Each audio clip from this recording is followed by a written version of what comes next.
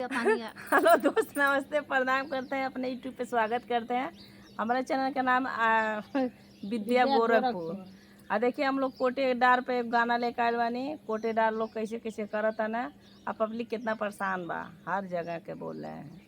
Ration के हम नहीं जावे कोटेदार अंगूरी दबावे, राशन के हम नहीं जावे कोटेदार अंगूरी दबावे, अंगूरी दबावे हो अंगूरी दबावे, ओकर नियत ठीक नहीं लागे कोटेदार अंगूरी दबावे, ओकर नियत ठीक नहीं लागे कोटेदार अंगूरी दबावे।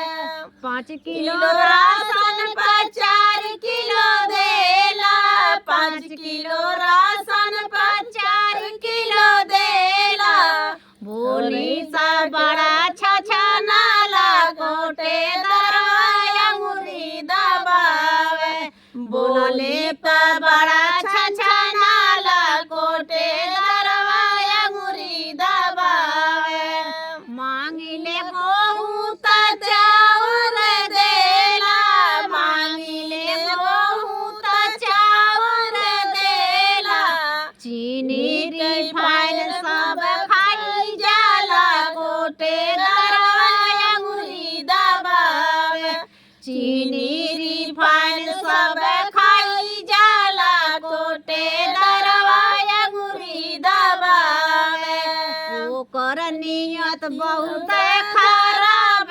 कोटेदार अंगूरी दबावे, गाँव भर के मनई से लाइन लगावे, गाँव भर के मनई से लाइन लगावे, सबसे ही पाछे हो हमें खड़ियावे, सबसे ही पाछे हो हमें खड़ियावे, ओकर चाल नीक नहीं लागे कोटेदार अंगूरी दबावे, ओकर चाल नीक नहीं लागे कोटेदार अंगूरी दबावे, राशन के हम नहीं जावे कोटेदार अंगूरी दबावे, राशन के हम नहीं जावे कोटेदार अंगूरी दबावे, बोलले पे कहेला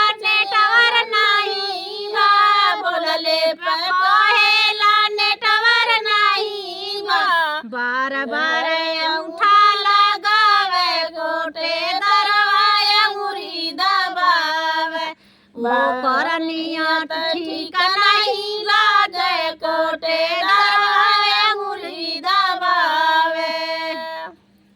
देखिए कैसा गाना है।